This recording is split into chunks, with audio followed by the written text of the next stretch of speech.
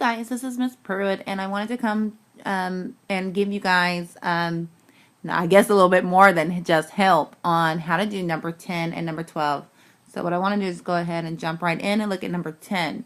Number 10 says, suppose that sine of alpha, this is actually alpha, equals 3 over 5, and sine of beta, this is beta, equals 24 over 25, where alpha is in between 0 and pi over 2, and beta is in between pi over 2 and pi. And the final question is asking you to find sine of alpha plus beta. So before we really even get into this, you guys, I had a lot of students who were like freaking out just because of the different symbols. Alpha is just the Greek letter for A. Beta is just the Greek letter for B. So it's still A plus B. It's nothing too crazy there. So just imagine that they're just A plus B. I'm going to erase this because I need another room that I can get. What does this 0 is less than alpha is less than pi over 2? It's telling me what quadrant my angle is in. So in this case, it's telling me that alpha, or angle A, is going to be in quadrant 1 because that's where what's in between 0 and pi over 2. And therefore, beta, or B, is in between pi over 2 and pi. Well, what quadrant is that? That is quadrant 2. If I can get that 2 in there. Awesome sauce. All right. So moving on to what the problem is truly asking for. It wants sine of alpha plus beta. Remember Sinbad and Cosette. Sinbad's in love with Cosette. So looking at your flip chart, you should see that it will be sine of A, or alpha, times cosine of beta, plus, because he wants everyone to know that they have the same sign, sine of beta times cosine of alpha.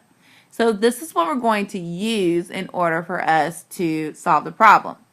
But I still need to figure out what they're talking about with the sine of alpha equals 3 over 5. And sine of beta is 24 over 25. So recall that I just told you guys that alpha is in quadrant 1. So that means, yep, we haven't gotten rid of it. Still working with triangles. This is my triangle in quadrant 1 for alpha. Beta is in between pi over 2 and pi. It is in quadrant 2. I'm still going to make a right triangle. And this is angle beta.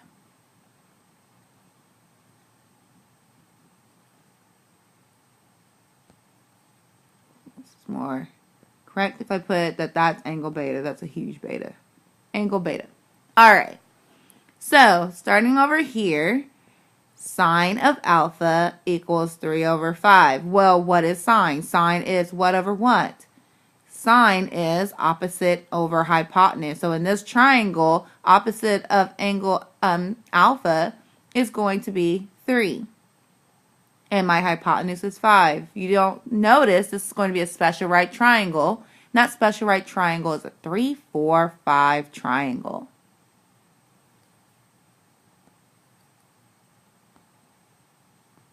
All right, so moving right along with the beta, my information tells me that sine of beta is 24 over 25. Well, sine is opposite, run out of room, huh? Over hypotenuse. Yoink. Opposite over hypotenuse. So in this case, if this is my angle beta, and I changed it to this, but that is not, it's not 100% correct. It's going to be confusing. Put your angle beta right there. Man, that eraser is huge. All right, I'm just trying to clean this up for you. There we go. All right, so let angle beta be right there. Well, opposite is going to be 24, which will go right here. And my hypotenuse would be 25. You should recall that this is also a special right triangle.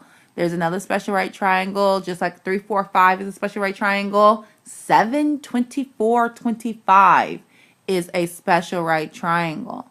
So this missing side would be 7. But hey, if you didn't know that, you can always do the Pythagorean theorem. But I don't have time. Nobody has any time for that on this short little video.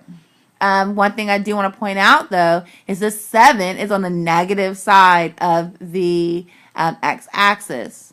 So this is actually going to be negative 7. So I got negative 7, 24, 25. All right. So let's get down to the problem itself. Putting this all together. What does any of this have to do with my, let's see, I can use a little bit more of this room. What does this have to do with the sum and difference? Well, here, I know that I'm looking for sine of alpha times cosine of, let me screw it, cosine of beta plus sine of beta times cosine of alpha. I just have to plug in what I know and then simplify in the end. So let's see.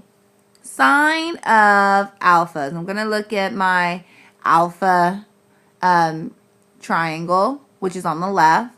Sine is opposite over hypotenuse. As a matter of fact, it was given to me in the original problem. So sine of alpha is going to be 3 over 5. Well, what about cosine of beta? Well, cosine of beta, I have to go and look over here on the right at that triangle. Cosine is adjacent over hypotenuse. So I got my adjacent over the hypotenuse. So this is going to be negative 7 over 25. It's as simple as that. I'm going to bring my plus sign straight down. And now I'm going to do same thing with the beta. Still looking at that means I'm looking at the right triangle. Sine, well, that was given to me again in the original problem. It is simply 24 over 25. And then cosine of alpha, well, I have to go back to the triangle on the left. Remember, cosine is adjacent over hypotenuse. So my adjacent is positive 4, and my hypotenuse is 5. From here, we simply multiply straight across. So I got 3 times negative 7. That's going to be negative 21. 5 times 25, just think about, well, what do you get if you got 5 quarters? 125 plus 4 times 24. Might need to do that on the side a little bit. Grab a calculator. But it's 96. And again, 5 times 25 is 125. So since I have like terms, I bring over the denominator, but I combine the numerator. So what's 96 minus 21 or negative 21 plus 96? It's simply 75, but doesn't that reduce? Yes, both of them could be reduced by 25. So if I divided the numerator by 25, I would get 3. And if I divided my denominator by 25, I would get 5. So the answer is 3/5. All right, you guys. So I'm moving on to number 12. Number 12 is not that bad. Look, whenever you're being asked to verify, remember, you only need to change one side and you leave the other side alone. I'm going to work on this side. And when I'm looking at it, I'm like, hey, cosecant to the 4th, cotangent to the 4th. There's a minus sign in the middle. I could take the square root of both of those. It is a difference of squares. You guys have to still stay on the lookout for that. So cosecant squared of theta minus cotangent squared of theta times cosecant squared theta plus cotangent squared of theta. I guess I'm running out of room, right? Let's try this again. I'm going to try this again. Try to write it much more smaller. Alright, you guys. To practice there a little bit to make sure I can fit everything in on the screen. So I got this cosecant squared theta minus cotangent squared of theta times cosecant squared of theta plus cotangent squared of theta. Anytime I look at a square, I'm going to consult my flip chart. If I look at my flip chart, I see that cosecant squared theta minus cotangent squared of theta is simply just 1. So I'm going to substitute 1 for my first parentheses and multiply cosecant squared theta plus cotangent squared theta, and you leave the right hand side alone. Alright, so that's pretty easy. So let's see what I have left. I have cosecant squared theta. Cosecant squared of theta plus cotangent squared of theta. That's not an identity, but I do notice that there is another way that I can write cotangent squared of theta. So I'm looking at my identities. I see that I can write cosecant squared theta, and I can change cotangent squared of theta to, looking at my Pythagorean identities, cosecant squared theta minus 1. And again, you leave the right hand side alone. Well, cosecant squared of theta plus cosecant squared of theta, well, those are like terms. That means that I can add them together. How many of them are there? There's 2 of them. So I have 2 times cosecant squared of theta. Bring down your minus 1. And leave the right hand side alone. Oh my gosh.